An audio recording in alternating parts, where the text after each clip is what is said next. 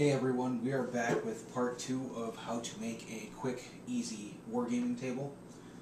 First thing you'll notice, this is not the same table that we were working on over at the shop the day that we started making the first film.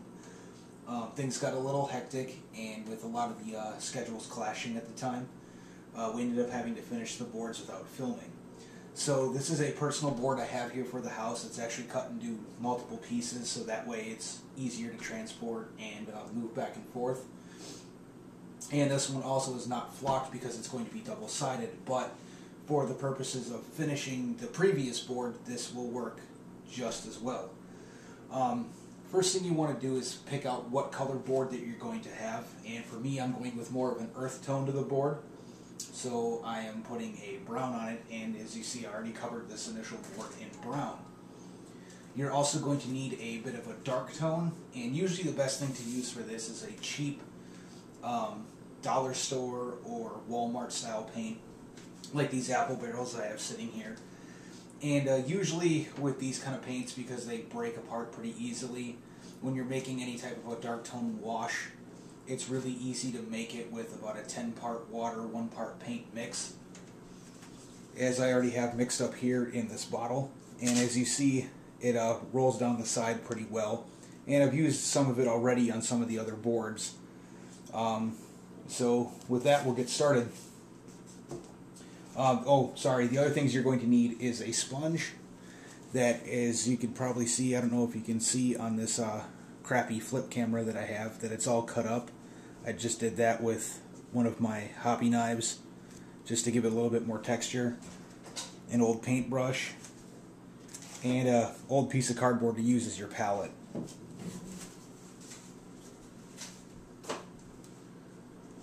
So on your plain board, you just want to take your dark tone wash that's already been made up, and you just want to start applying it at random. It doesn't really matter. Do this however you feel it necessary. And I'm just going to kind of go ahead and splash some on here in a couple of different places. Not really caring how it goes on. This will all get covered up a little bit later on. Right now it's going to look a little bit ugly, so you just got to bear with it a little bit. Then you can either let this set for a little bit, or you can move it around with the paintbrush depending upon how dark of a tone you want. For speed of the video, I'm going to move this around with the paintbrush just to kind of give it a little bit more speed to the drying process, and so that way I can move on to the next board. Now you do not have to have the whole board covered in this. I did add quite a bit to this one, which is okay. You do this at random. Let it soak in however much you want. You can spread it really thin. Whatever you want to do with it, it's your board. All this is really doing is just adding a random color tone to it that will help later on when you start highlighting it. So I'm just going to kind of smush some of this around a little bit.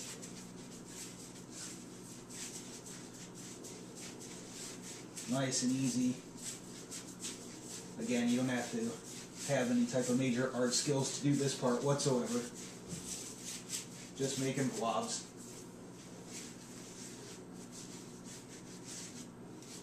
Add some of it over here. And spread some of this out to the edge.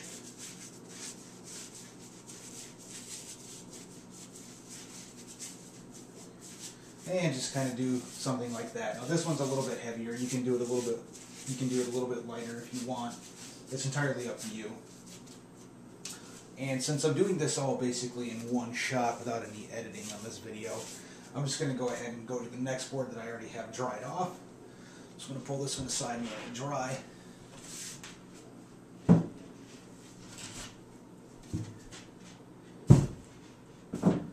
And then once it's dry, you'll have a board very similar to this here.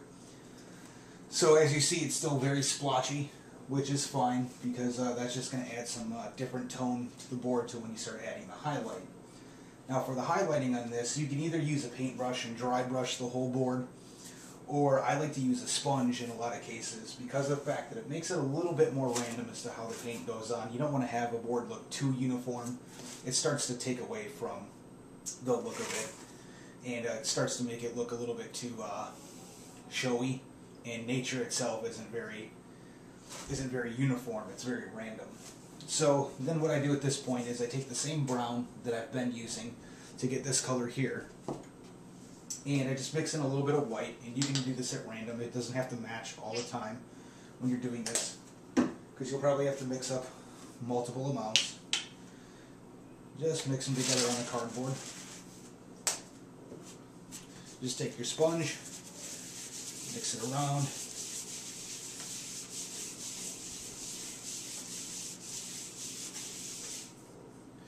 And just get it soaked into the sponge as much as possible. Kind of like that. And at this point, all you're going to do is just take it to the board and kind of curl it up as much as you can, if you know, just to give it a little bit more of the texture. And just start hitting the board at random. And you can sweep at it a little bit in order to give it more of a dry brush effect, or you can kind of pat at it too, or use a combination of both. Whatever works.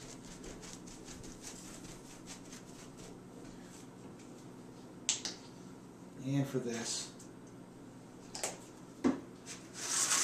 like I was saying, we're going to be mixing up quite a bit of this, so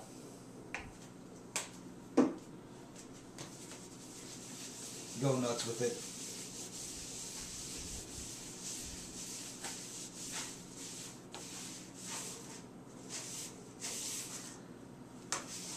Alright, and we're just going to keep going with it a little bit more. Some people choose to mix the paints with a paintbrush in order to eliminate having two different colors come out in it, like more of the brown and some of the predominant white, like you see in a couple of splotches here. Because I'm going to be adding a little bit more to this board, those really won't matter. They'll get covered up pretty well, or they'll pretty much disappear into it. And you're just going to keep going across the whole board like this. Now, just so that I don't make the video take forever, you got the gist of how I'm working this right here. Just random, always constantly flipping the sponge. I'm going to go ahead and show you the board that I have finished.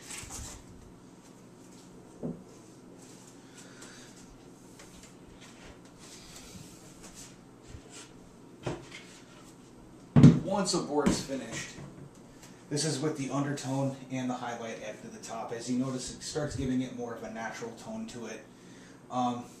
If you're looking at doing something very basic, if you have a board you have to get ready really fast, or you don't feel like being too artistic with it, you just want to kind of get one ready for the table to have it done, you can always stop here. You can also go a little bit more advanced with it, add a little bit more. Again, because these have no flock, I went one step farther on the next one and added a little bit more texture to mine with a couple more tones. And by adding some green, doing the same thing with the sponge effect, it starts to give it more of that muddy earthen battlefield look without having any flock on the board, so it makes the board a little bit easier to take around with you without having to worry about it getting ruined. And again, if you want to add more realism to it, if you want to add a little bit more depth to it, all you got to do is just change up the tones on it a little bit, add a little bit more to it. You can always highlight up a little bit more, add a little bit more of a darker tone. Experiment with it a little bit until you find something that you really like. And this is the end result, for the most part, of how to make a basic wargaming table. Obviously, you can go a lot more advanced than this, but for something that's quick, easy, and effective, this is the best way to go. Alright guys, thanks.